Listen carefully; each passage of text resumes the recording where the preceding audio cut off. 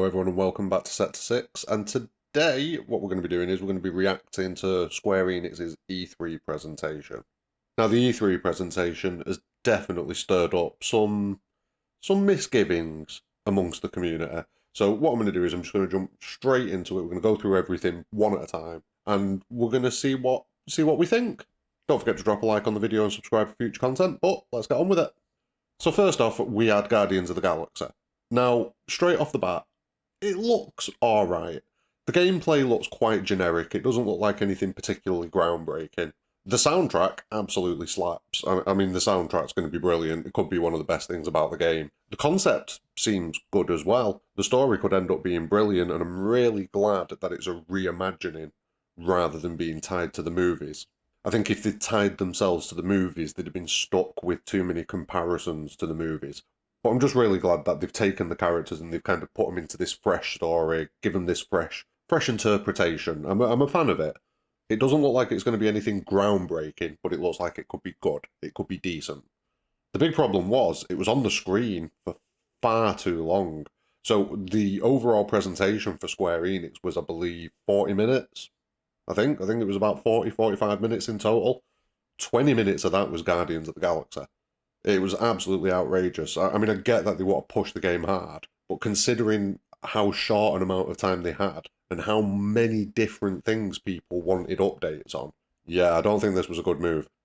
Like I say, I'm interested in it, but it definitely shouldn't have got as long as it got. And then straight after that, we got the thing that's potentially annoyed the most people out of the entire Square Enix presentation. And that is the Final Fantasy Pixel remasters. And yeah, there's a lot of problems. All of the problems. Just problems everywhere. I mean, first off, you've got the thing that it's individual releases to maximize profit. I mean, as soon as I saw it, I thought, oh, it's going to be a collection. It's going to be a one thing. You buy the one thing, you get all of the games. That isn't the case. These are going to be individually released games that you're probably going to have to pay. I'm going to guess they're probably going to charge about £10–15 for each of them. I think that'd be pretty outrageous if that's what they did. But, I mean, if you think about it, the versions that are on there already are around the £5, £6, £7 mark.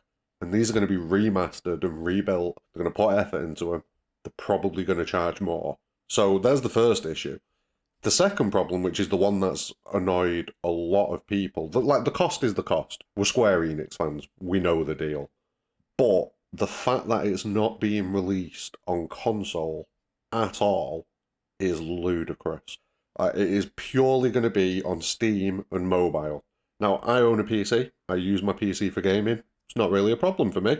I'll play the Steam version.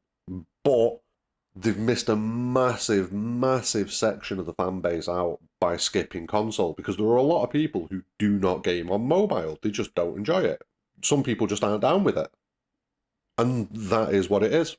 You're not going to convert people who dislike mobile gaming suddenly into being, oh yeah, I'm all about mobile gaming. No, they're not going to do it. They're just not going to interact with the product. So these people now feel like they've been left out. And like I say, I'm not one of those people. I will play it on Steam if I decide to, but I'd much prefer to have it on console, just for convenience sake.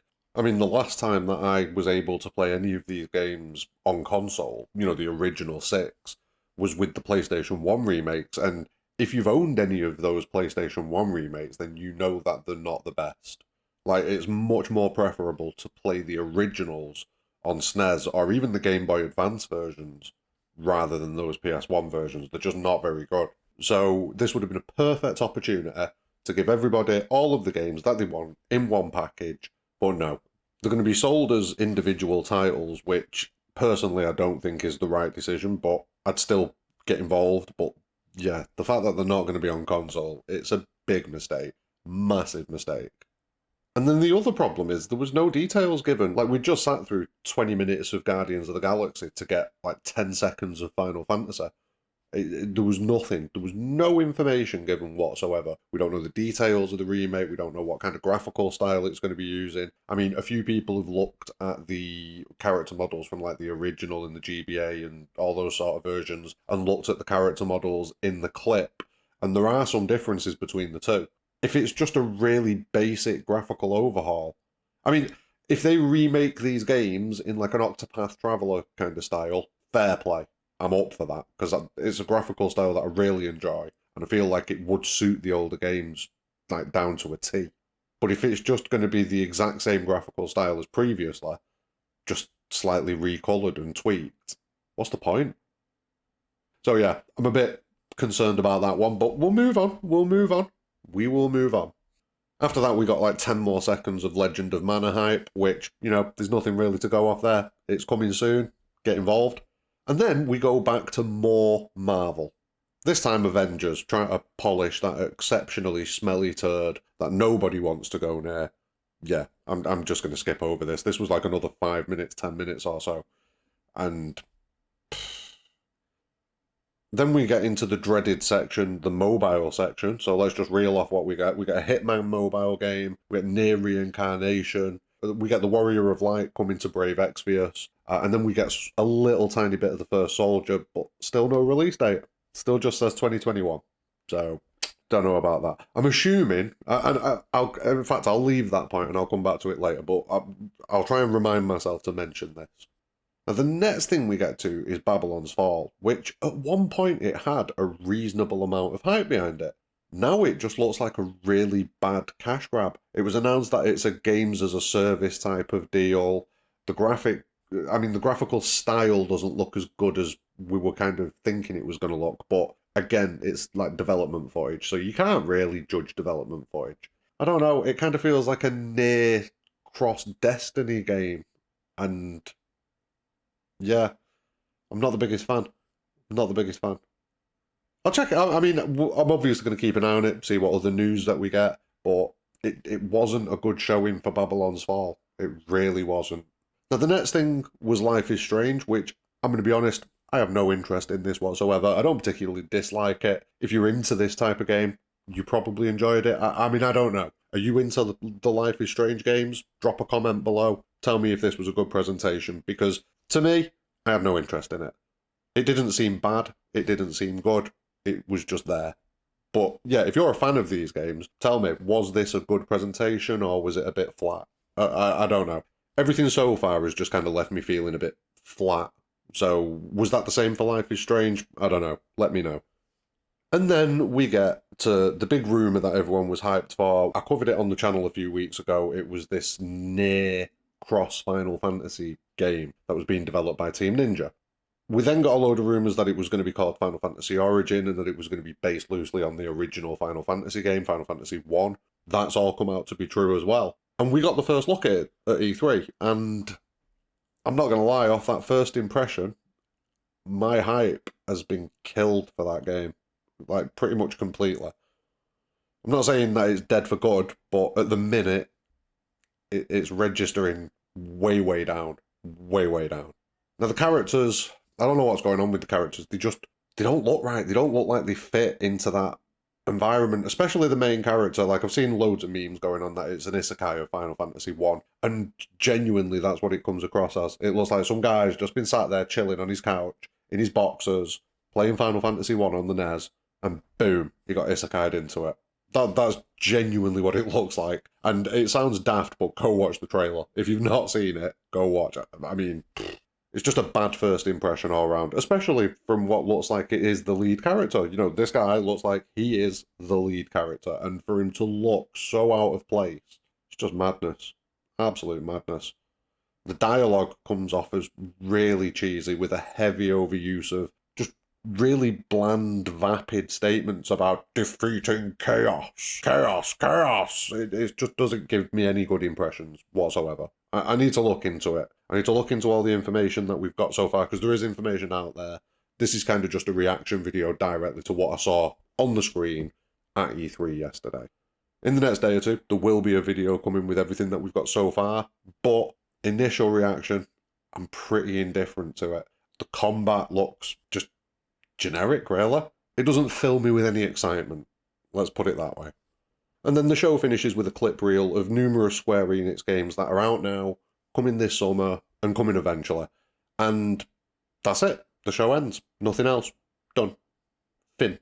So why was this show so bland? Because it for me, at least, it came across as massively bland.